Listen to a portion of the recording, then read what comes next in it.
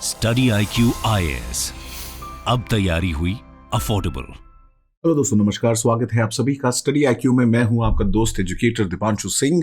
North Korea कुछ भी करता रहे लेकिन वो हमेशा न्यूज में रहेगा ही। और ऐसा ही कुछ होता है कम्युनिस्ट देशों में, जहां पे प्रोपोगंडा एक बहुत ही इंपॉर्टेंट टूल माना जाता है अपनी पॉलिसीज को और अपने जो दबदबा है उसको मेंटेन करने के लिए। तो ऐसा ही नॉर्थ कोरिया में किंग जोंग उन ने फिर से कर दिखाया है। उन्होंने क्लेम किया है कि उन्होंने एक ऐसा वेपन डेवलप किया है, ऐसा सीक्रेट वेपन डेवलप किया है जो कि रेडियो एक्टिव सुनामी ला सकता है दोस्तों। और वो उन्होंने बात कर रहे हैं एक ऐसे वेपन की जो कि है एक अंडर वाटर ड्रोन। तो ये सीक्रेट वेपन क्या है और उन्होंने कैसे बनाया है और क्या ये रियल में एग्जिस्ट करता है? अगर हम टेस्ट्स की बात माने जो अभी कंडक्ट किया गया है, तो कहीं ना कहीं ये बात जो है वो सही लगती हुई नजर आ रही है as per various media reports. और भले ही विश्व के स्तर पे अगर आप देखेंगे, बहुत सारी कंट्रीज नॉर्थ कोरिया को एक न्यूक्लियर वेपन स्टेट नहीं मानती हैं, लेकिन ये सब लोग जानते हैं कि इनके पास शायद न्यूक्लियर वेपन्स हैं और कैपेबिलिटीज एग्जिस्ट करती हैं। तो नॉर्थ कोरिया ने क्लेम किया है कि रेडियो एक्टिव सुनामी का वेपन एक ऐसा उन्होंने टेस्ट किया है in around the sea of Japan and around the North Korean waters. और ये जो nuclear capable under water drone है, इसने एक जो है जाइजेंटिक लेवल की रेडियो एक्टिव सुनामी को जनरेट किया है जो कि पूरे के पूरे नेवल स्ट्राइक ग्रुप को और पोर्ट्स को डिस्ट्रॉय कर सकता है। एनालिस्ट का मानना है कि भाई ये जो है ये एक बहुत बड़ा थ्रेट साबित हो सकता है और कहीं ना कहीं ये नॉर्थ कोरिया का जो कमिटमेंट है कि वो अपने न्यूक्लियर आर्सेनल को बढ़ाता जा रहा है, उसके कमिटमेंट को भी हाईलाइट करता है। बट ये कैसे पॉसिबल किया है नॉर्थ कोरिया ने, इसके बारे में भी हम लोग दोस्तों इस वीडियो में बात करेंगे और ये भी समझने की कोशिश करेंगे कि कैसे सुनामी जनरेट की जा सकती है। क्या एक न्यूक्लियर केपेबल वेपन से सुनामी जनरेट कर सकते हैं, नहीं कर सकते हैं? क्योंकि हमने तो ज्योग्राफी में पढ़ा है कि अर्थक्वेक से आती है। तो हम लोग वो सारी चीजों को डिस्कस करेंगे आज के इस वीडियो में। तो ये जो टेस्ट था ये ट्यूसडे को कंडक्ट किया गया, ट्यूसडे टू थर्सडे। और इसमें अगर आप देखेंगे क्रूज मिसाइल्स भी टेस्ट करी नॉर्थ कोरिया ने। और सबसे इंटरेस्टिंग बात यह है कि टाइमिंग इंटरनेशनल लेवल पे डिप्लोमेसी में एंड स्ट्रैटेजी में बड़ी इंपॉर्टेंट होती है दोस्तों। तो timing of the test is also very important कि ऐसा टेस्ट अभी क्यों किया नॉर्थ कोरिया ने, तो उसके बारे में भी हम लोग बात करेंगे। तो जो अंडर वाटर ड्रोन है उसके बारे में जो वहां की ऑफिशियल न्यूज एजेंसी है उन्होंने ये बताया कि इसने क्रूज किया फॉर नियरली 60 आवर्स, जो इनका ईस्टर्न कोस्ट है around the sea of Japan. उसके बाद उसको डेटोनेट किया गया, जिसके बाद सुनामी वेव जनरेट हुई। और इस ड्रोन का नाम जो है उन्होंने हाइल रखा है, जो कि कोरियन भाषा में अगर हम देखें दोस्तों तो इसका मतलब होता है टाइडल वेव या सुनामी। सुनामी जैसा कि आप दोस्तों जानते हैं वो tsunami word is a Japanese word जिसको हम हार्बर वेव्स बोलते हैं। तो नॉर्थ जो रॉडिंग सिनमन न्यूज़पेपर है उसने फोटोज भी पब्लिश करी है किंग जोंग उन की smiling to a next to a very large torpedo shed object, जिसकी फोटो मैं भी आपको दिखाऊंगा। और वो एक इंडोर फैसिलिटी में भी स्टोर किया गया है जहां रखा गया है वो ऑब्जेक्ट को, और वहां की फोटो आई है, बट अभी तक इसको आइडेंटिफाई नहीं किया जा सकता है।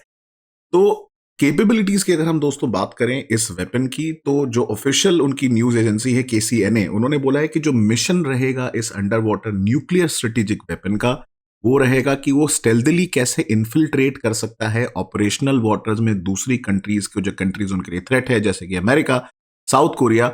और एक super scale radio active tsunami कैसे जनरेट की जा सकती है through an under water explosion, जिससे पूरा का पूरा जो नेवल स्ट्राइक ग्रुप है, पूरा का पूरा ऑपरेशनल पोर्ट्स हैं वो एनिमी के, वो पूरी तरीके से नेस्त नाबूद और तबाह हो जाए। तो सुनने में बड़ा खतरनाक वेपन लग रहा है। अब ये कितना केपेबल है रियलिटी में, इसके बारे में हम बात करेंगे दोस्तों। बट आपको मैं बताना चाहता हूं कि स्टडी IQ शायद पहली बार ऐसा लेके आया है कि हम लोग प्रीलिम्स के साथ साथ मेंस के लिए एक हाइब्रिड प्रोग्राम लाए हैं, जहां पे आपको ऑनलाइन क्लासेस में जो सब चीजें मिल रही थी वो तो मिलेंगी ही, साथ साथ डेडिकेटेड मेंस फोकस में हम लोग आपको ऑफलाइन क्लासेस भी देने वाले हैं। जी हाँ दोस्तों, हम लोग स्टार्ट कर रहे हैं मेंस रेजिडेंशियल प्रोग्राम जो कि है P2I 2024 बैच के लिए। इसमें 2 साल का कंप्लीट गाइडेंस रहेगा आप सभी लोगों के लिए। और अब जब आप लोग प्रीलिम्स जब क्लियर करेंगे, आपको दिल्ली बुलाया जाएगा। रेजिडेंशियल प्रोग्राम में सारी फैसिलिटी प्रोवाइड की जाएगी। आप पे 3 महीना डेडिकेटेड फोकस रहेगा। आपको मेंटोरशिप प्रोवाइड की जाएगी बाय टॉपर्स एंड एक्सपर्ट्स। और ये एब्सोल्युटली कोई भी एक्स्ट्रा पैसे नहीं देने हैं। सारा का सारा जो फीचर है इंक्लूडिंग इंटरव्यू गाइडेंस इंक्लूडेड है इस प्रोग्राम में, जिसकी ओरिजिनल प्राइस 60,000 रुपए है।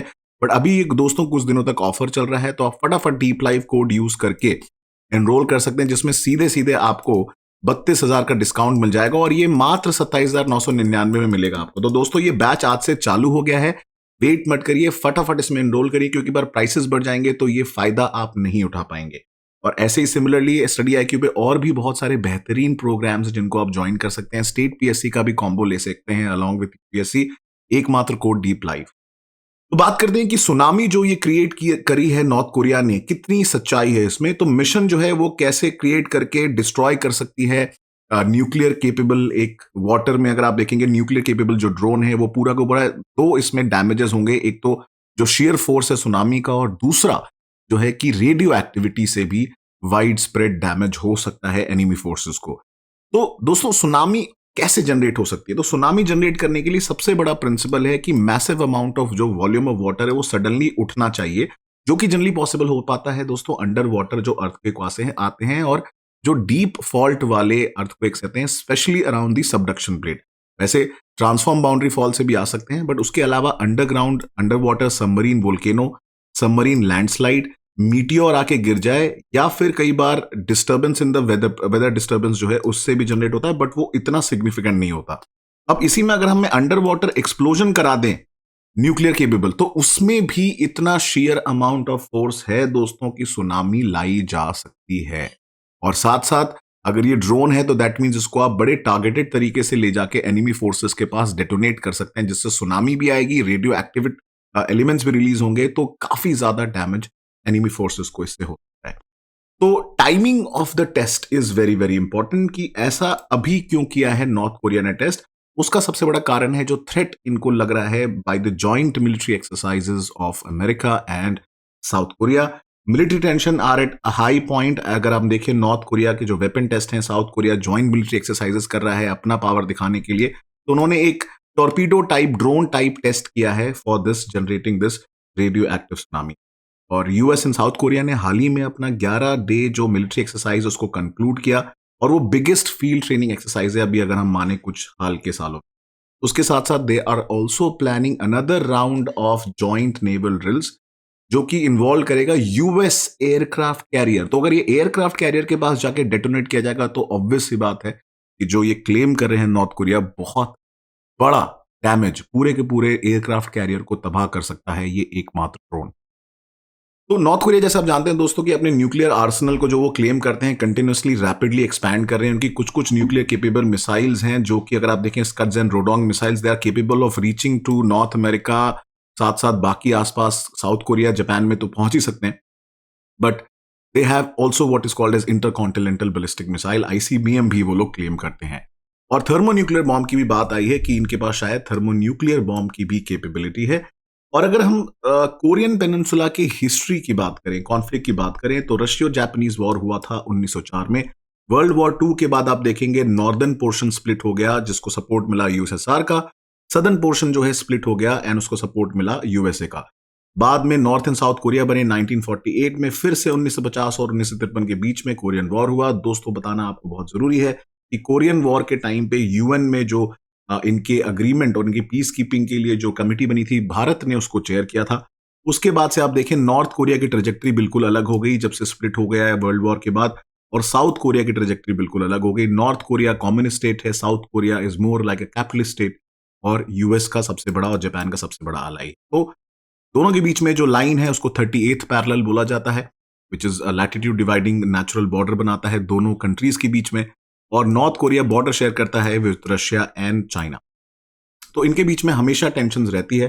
कोशिश करी गई है पहले भी कि इनको रिजॉल्व किया जा सके, बट अलग अलग आइडियोलॉजीज हैं, अलग अलग अगर आप देखें फिलॉसफीज हैं इस पेनिनसुला पे डोमिनेट करने की, जिसकी वजह से इनके बीच में कॉन्फ्लिक्ट्स होते रहते हैं। Of course there are vested interest of other major powers also in region. तो दोस्तों किस हद तक ये पॉसिबल हो पाएगा वो तो समय ही बताएगा, बट उससे रिलेटेड आज एक सवाल है कि 2004 की सुनामी में लोगों ने मैंग्रोव्स की पावर को रियलाइज किया था, कैसे वो काम करते हैं एज अ सेफ्टी हेज। इसका आंसर मुझे कमेंट सेक्शन में जरूर बताइएगा। वीडियो को पॉज करिए, और ऐसे ही और भी वीडियोस मैं आपके लिए लाता रहूंगा। उसके अलावा आप मेरे साथ जुड़ सकते हैं मेरे various social media profiles, Instagram, Twitter पे। साथ साथ आप क्यूआर कोड को स्कैन करके टेलीग्राम पे भी जुड़ सकते हैं, जहां पे आपको सारी पीडीएफ एंड एक्स्ट्रा मटेरियल मिल जाएगा। तो टिल नेक्स्ट टाइम दोस्तों, अपना ध्यान रखिए। Thank you so much and जय हिंद। स्टडी IQ IAS, अब तैयारी हुई अफोर्डेबल।